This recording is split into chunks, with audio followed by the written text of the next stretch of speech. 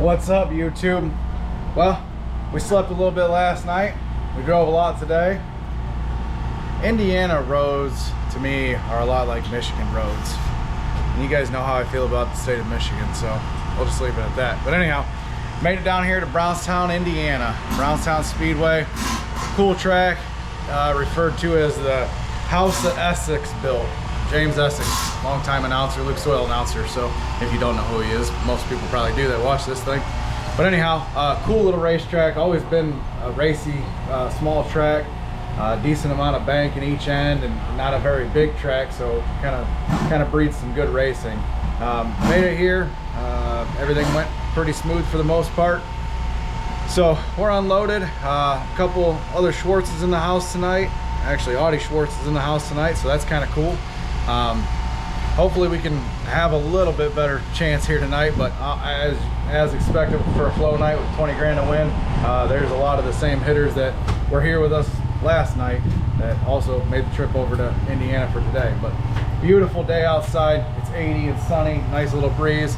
So my bald ass head's probably gonna get burnt today, but that's okay because it's supposed to be kind of cool and crappy the rest of the week. So we'll see. We'll get through tonight and see how that works out, and hopefully we can make the show tonight and learn something. But I'll show you the track and kind of show you the pits a little bit. Throw on the sunglasses, which is a nice thing to say. But anyhow, as you can see, most of the Lucas Oil guys, touring guys, showed up again here tonight. They're all parked up there too. Made some friends. Mr. Blackwood beside us, Dustin Linville beside him. So that's cool. Dustin Linville is the other guy in the Schwartz. But we'll walk on up to the track and get you guys a look here. Been here once before, back when I helped with Chris Keller. Never raced here though. So as you can see, kind of a neat track. Pretty famous track in Indiana. Covered bleachers, which is kind of cool.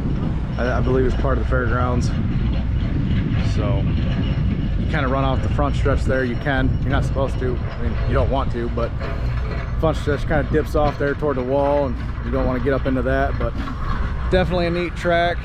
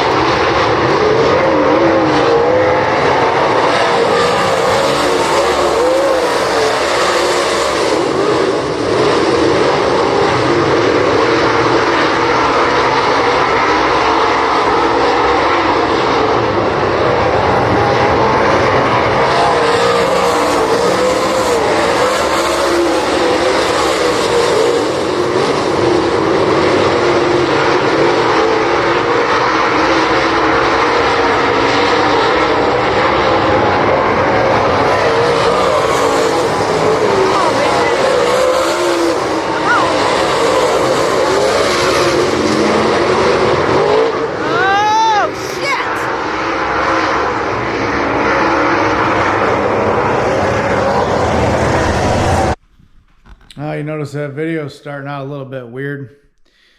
So went down to Brownstown, went down to Eldora. Went down to Eldora first. You guys seen a lot of that. Still really pleased with that night overall.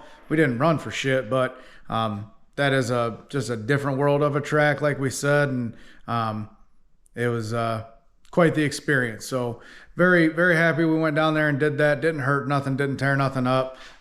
Track that big and that fast. It was a good experience, a big learning experience, and hopefully it'll set us up for some success later on in the season when the Steel Block Series goes there for the Dirt Track World Championship. So good move there. Then we got some sleep, trucked across the rest of the state of Ohio into Indiana, south of Indianapolis, and made it to Brownstown Speedway. Kind of shaped up to be a beautiful day. You guys seen some of that in that part of the video. We got all set up and maintenance the car and went out for hot laps. They gave us some hot laps, which was awesome. Car was decent, made a couple of tweaks, went out and qualified. We qualified decent. The track was slicking off in a hurry.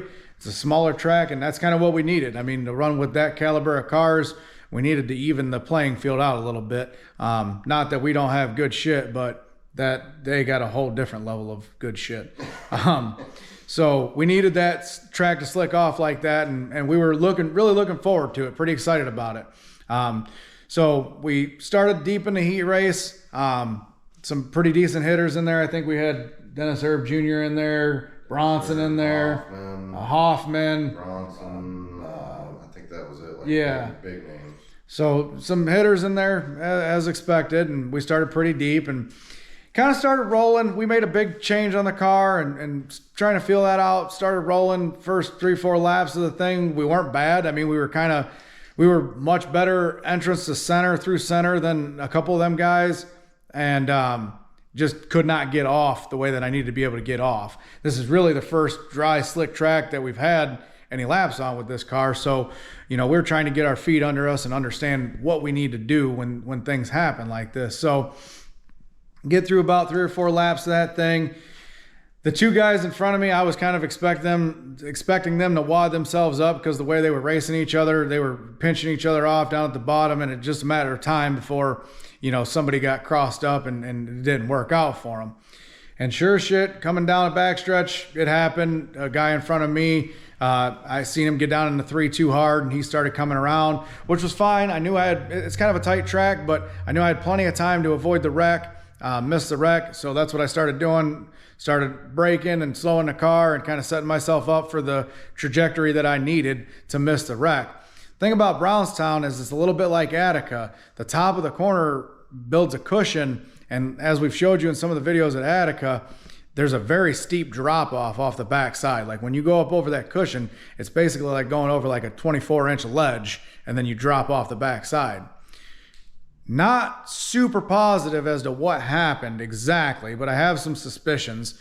We might have clipped the car that we were missing just a little bit, but I think more than anything, when the thing dropped off the backside, as we told you, this car's got a different rack in it, so the steering's faster than it's ever been. I run a pretty small steering wheel in relation to evidently what you're supposed to run with this rack. When the car dropped out the backside of the track, effectively, it took the tires and tried to turn the steering wheel to the right as fast as it possibly could and as hard as it possibly could. I had a hold of the steering wheel. I have enough muscle to hold the steering wheel. The problem is I don't have enough bone density, evidently, to hold the muscle that was holding the steering wheel. So right away upon impact, it was like something gave out and I wasn't really sure, and the car spun around, and it was really kind of a very like slow, soft, easy spin out, and I'm sitting there and I'm like, wow, something really hurts here. Something's not right. I pulled my glove off in the car, pulled my driver's suit up. My wrist was shaped kind of like an S, and I was like, oh, that's not good at all. That is not good at all. So ended up shattering my big bone in my wrist, shattered and broke a piece off the small bone on the outside. Basically, I tried to rip my hand off my arm, essentially, is what happened. We're not talking like a regular break. It's like pieces of bone. Like it literally took and just shattered a piece of bone. Like it didn't just clean cut through. So needless to say, it hurt pretty bad in the car. Got out of the car. No big thanks to the push truck track officials, because I told the guy I think I broke my wrist, and they didn't help me get the thing out of high, and I ended up reaching down and just knocking the damn thing out of high with a broken wrist. And but they dented the brand new rear bumper, and it was just kind of sloppy. I mean, I don't have a lot of respect when track officials are rough with your equipment. You know, luckily we had a skate quarter panel on the back, and it's, you know, it didn't hurt anything other than the rear bumper, but it had the quarter panel all wrinkled up, and it was just, I don't know, just sloppy track crew stuff. So I don't really appreciate that. You know, we got a whole lot of money in these cars, and you know, when shit's not pushing right or not going right, it's probably time to stop and see what's going on. So no big thanks to them, but hats off to the fire and EMS guys. They were awesome. EMS folks there, they took me to the ambulance and checked me out, and, you know, basically told me that they thought it was broke too, and gave me directions to the hospital because I didn't feel like paying for an ambulance ride. So we ran over to the hospital about 20 minutes up the road, Seymour, Indiana. Big hats off to the doctors and the ER and nurses there. They were awesome. Really took care of me. Super caring, super kind people. It was just a really good experience. They ended up briefly sedating me there. Kind of pulled the thing back in line, at least got the bones lined back up. And then big hats off to my local family doctor here in Fulton County, Ohio. We was able to get into the orthopedic surgeon yesterday. We left the track yesterday morning, drove the 5 hours home.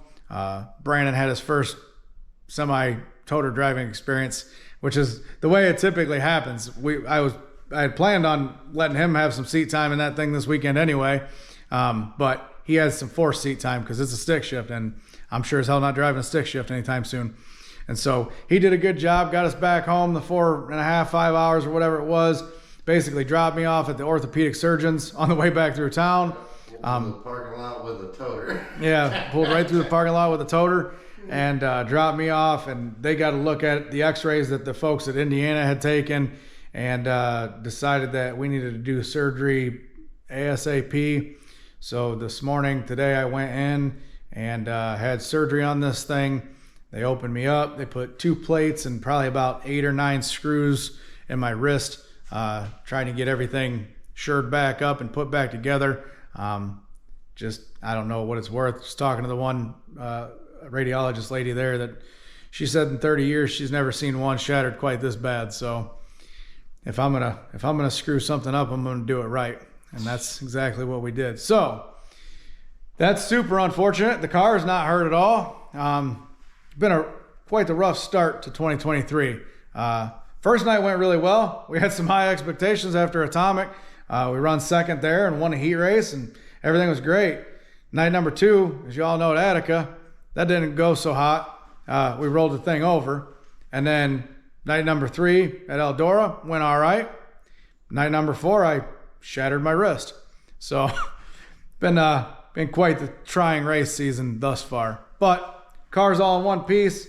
Nothing more got hurt. Matter of fact, we'll show you something kind of wild from that rollover. Brand new steel J-bar. I'm going to show you the old one. I'm going to show you what they're supposed to look like. This is how far it bent the J-bar when the rear end hit. So this is the one that got bent, and you can't, like, if you didn't know what it looked like, you wouldn't know. But you put it up here. This one on the bottom is one we just got in from CCR, the Racers Connection. Got it to us in a hurry. So see that? That's how far it bent that J-bar out when we got rolled over. I mean, right here, pretty much, we lost all the bend right here out of this bar. It just took and right out with it. And it's not a solid piece of steel, but it's some pretty serious wall steel tubing. So never been a J-bar like that. Usually they bend the other way. So that was one of the casualties from the rollover. And then obviously you guys seen all the other parts. But I'll show you the casualties from the, well, I don't know, we'll call it steering wheel wrist shattering incident.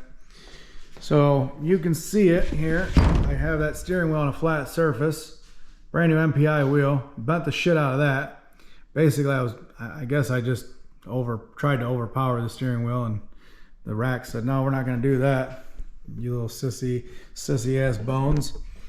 And then there you go. I bent that heim that holds the steering column as well.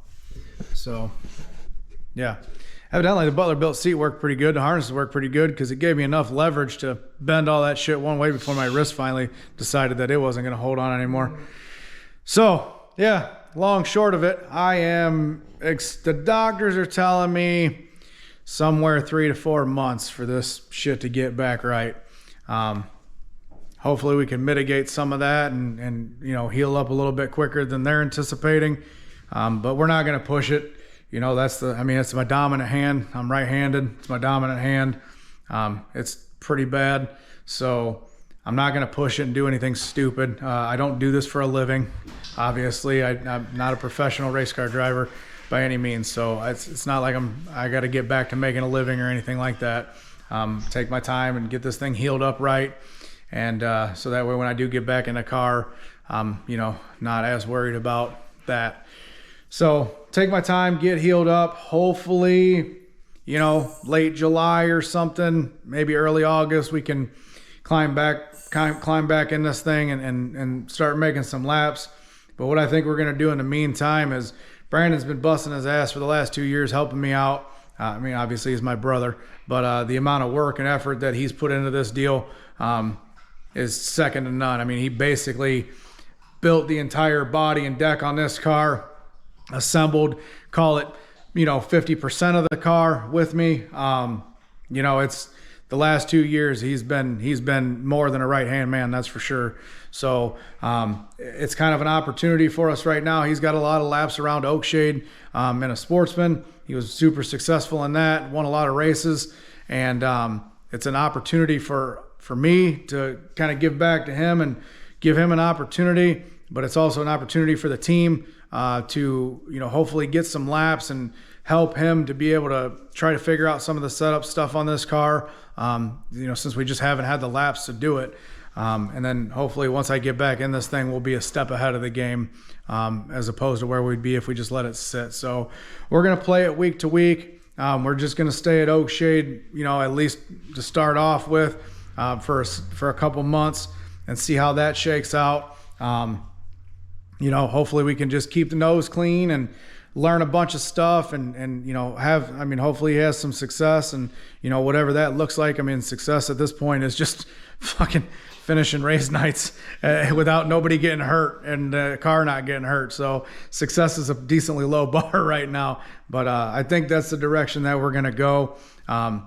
It obviously pains me to be out of this car for any amount of time, but sometimes in life, these are just the cards you're dealt with and just the circumstances. So hopefully you guys will get a lot more video action because now I'm basically, the only thing I'm good for is holding this damn camera and talking.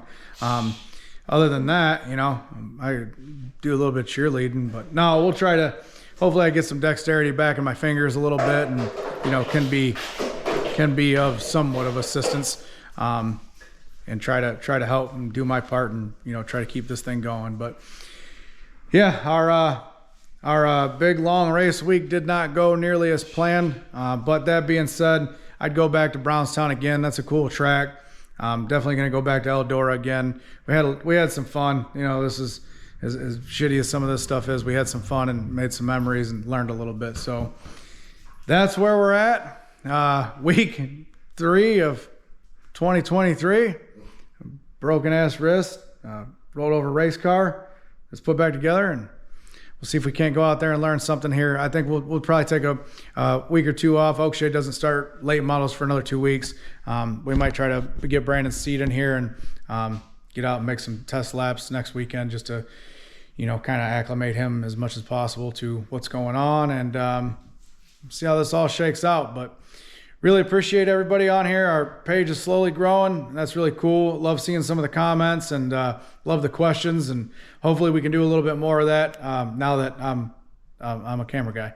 So again, appreciate everybody. Appreciate all the EMS staff and the hospital staff at in Indiana and Ohio, and appreciate all the well wishes and things like that from everybody out there and on the old interwebs and locally too. So we will talk to you guys soon. Please don't forget to like, share, and subscribe.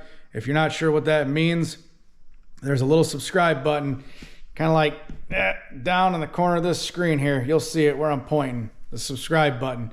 all you got to do is just click that. Make a YouTube account, click that. It'll just show you whenever we release a video, it'll come up on your feed right away, and it really helps us out. So again, like, share, subscribe. Really appreciate y'all. We'll talk to you soon. Yeah.